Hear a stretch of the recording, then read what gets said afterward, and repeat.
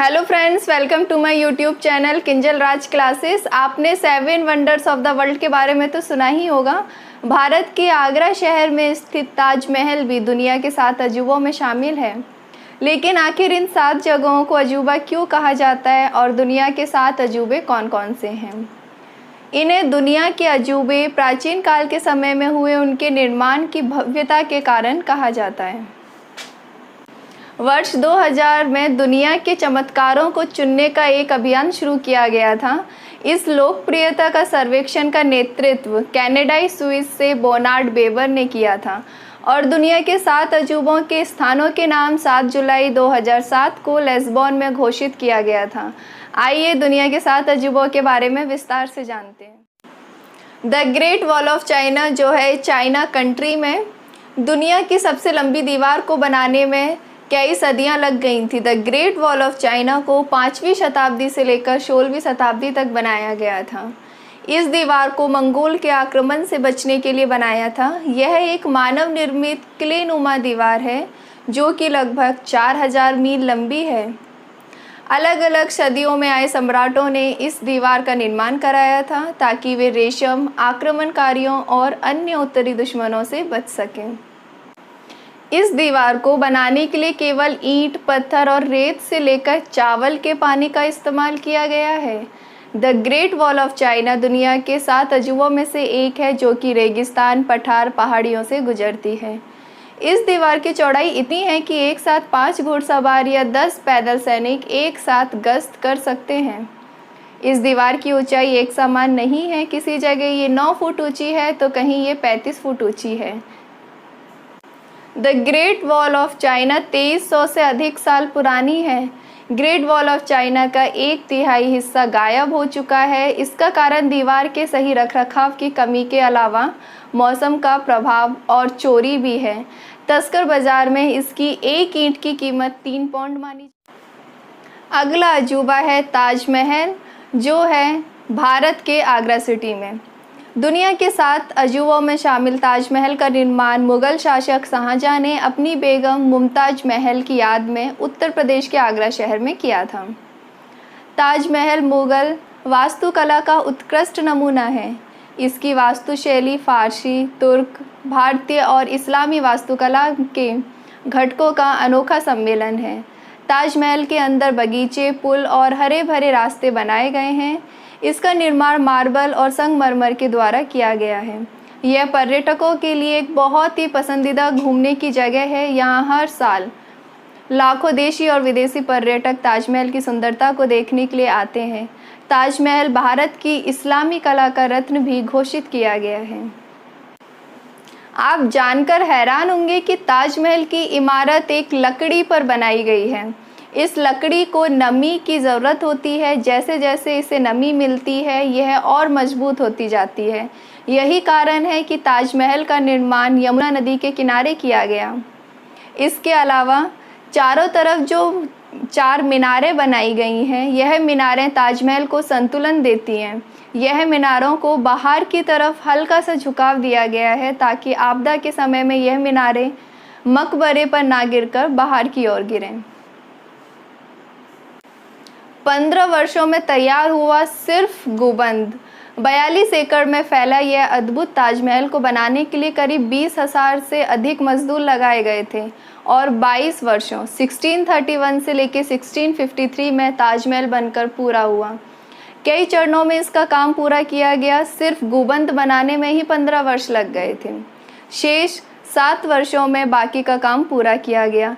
इस दौरान 1000 हाथियों से काम लिया गया था जो कि संगमरमर के पत्थरों को एक जगह से दूसरी जगह ले जाने का काम करते थे। अगला अजूबा क्राइस्ट द रिडीमर, जो कि ब्राज़ील कंट्री में है।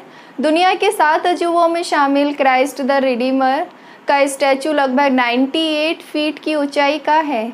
यह ब्राज़ील के रियो दी जेनेरो के दक्षिणी हिस्से में मौजूद है। स्टैचू का निर्माण 1931 में पूरा हुआ था। स्टैचू कंक्रीट का बना है और इसका तल लगभग 26 फीट की ऊंचाई का है। स्टैचू का निर्माण राजकुमारी इसाबेल, जो ब्राज़ील के पेड्रो शासक की बेटी थी, उसकी याद में बनाया गया। ईसा मसीह की यह मूर्ति कोर्कोवाडो पर्वत के शीर्ष तिजुका नेशनल फॉरेस्ट में स्थित है। क्राइस्ट द रिडीमर बनाने के कई डिज़ाइन थे, लेकिन जिस डिज़ाइन को चुना गया था वो यह दिखाता है कि ईसा मसीह सभी से प्यार करते हैं और अपने आप आने वाले लोगों को गले लगाएंगे। क्राइस्ट द रिडीमर का लेफ्ट हैंड नॉर्थ रियो दी जेनेरो की तरफ है और राइट हैंड साउथ रियो दी जेनेरो की तरफ है। इस मूर्ति का निर्माण टुकड़ों में किया गया था और बाद में इसको खड़ा करने के लिए पहाड़ की चोटी पर ले जाया गया। मसीह की मूर्ति को बनाने के लिए जिन पत्थरों का इस्तेमाल किया गया था वो स्वीडन से लाए गए थे। क्राइस्ट द रिडीमर के कंस्ट्रक्शन के लिए कंक्रीट और सोप स्टोन का यूज़ किया गया था। अगला अजूबा है द सिटी ऑफ पेट्रा, जो है जॉर्डन कंट्री में। पेट्रा पुराने समय में निर्मित जॉर्डन में स्थित एक ऐतिहासिक नगर है जो अपने आधे निर्मित और आधी चट्टान में तरासे जाने के लिए प्रसिद्ध है।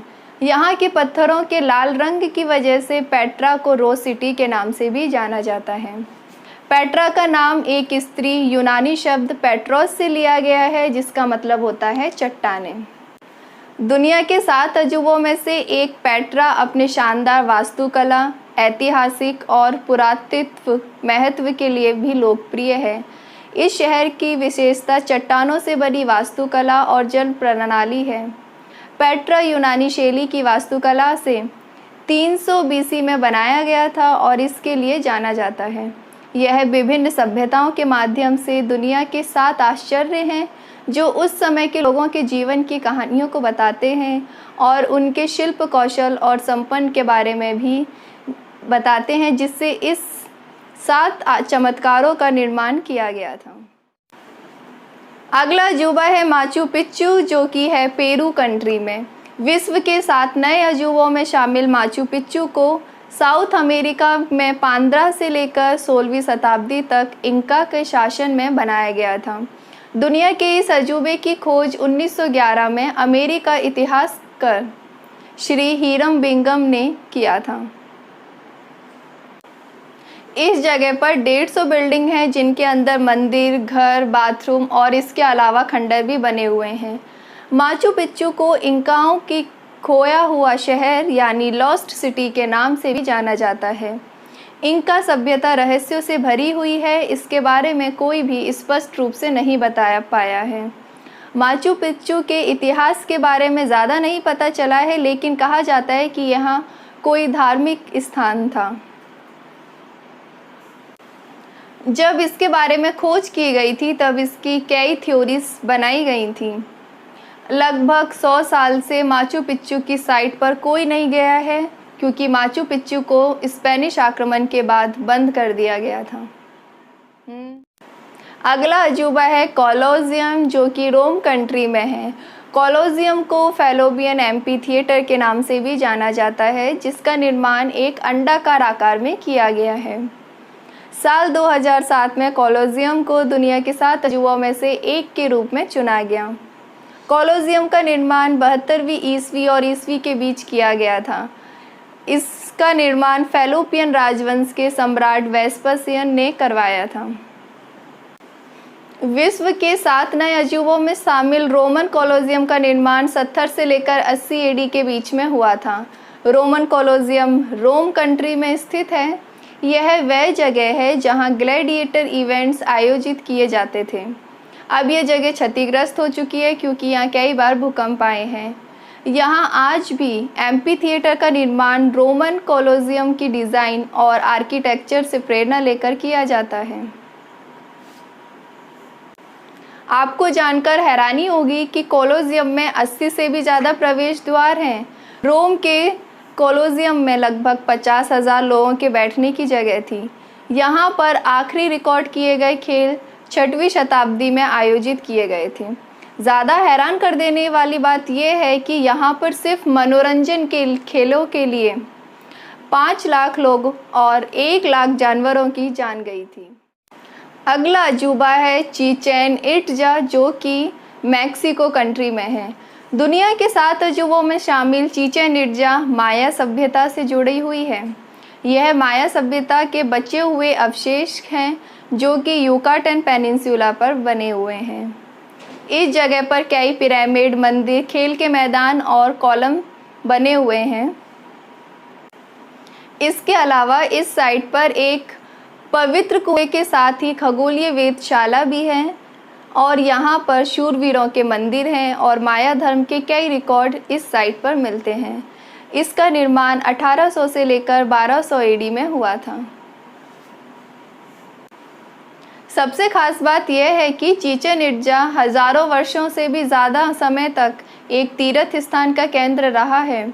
इसके हर मंदिर में 365 सीढ़ियाँ हैं जो साल के हर एक दिन का प्रतिनिधित्व करती है। आपको बता दें कि चिचेन इट्जा की अधिकांश साइटों से अजीब प्रकार की आवाज़ें सुनाई देती हैं। जब आप यहाँ बॉल कोर्ट के एक साइड पर एक बार ताली बजाते हो तो यह कोर्ट के सेंटर में 9 बार तालियों की गूंज सुनाई देती है। इसके अलावा कुकुलम पिरामिड के सामने ताली बजाने से चिड़िया की चहचहाहट से मिलती हुई आवाज़ उत्पन्न होती है। सो फ्रेंड्स, ये थे दुनिया के 7 अजूबे जिनके बारे में अभी हमने विस्तार से जाना। अगर आपको फ्रेंड्स मेरी वीडियो थोड़ी सी भी इन्फॉर्मेटिव लगी है तो प्लीज़ वीडियो को ज़रूर लाइक करें और अपने फ्रेंड्स के साथ शेयर करें। आप मेरी और वीडियोस देखना चाहते हैं और चैनल अभी तक सब्सक्राइब नहीं किया है तो फ्रेंड्स चैनल सब्सक्राइब कर लीजिए ताकि मेरी और वीडियोज़ के अपलोड्स आपको मिल सकें। Thank you.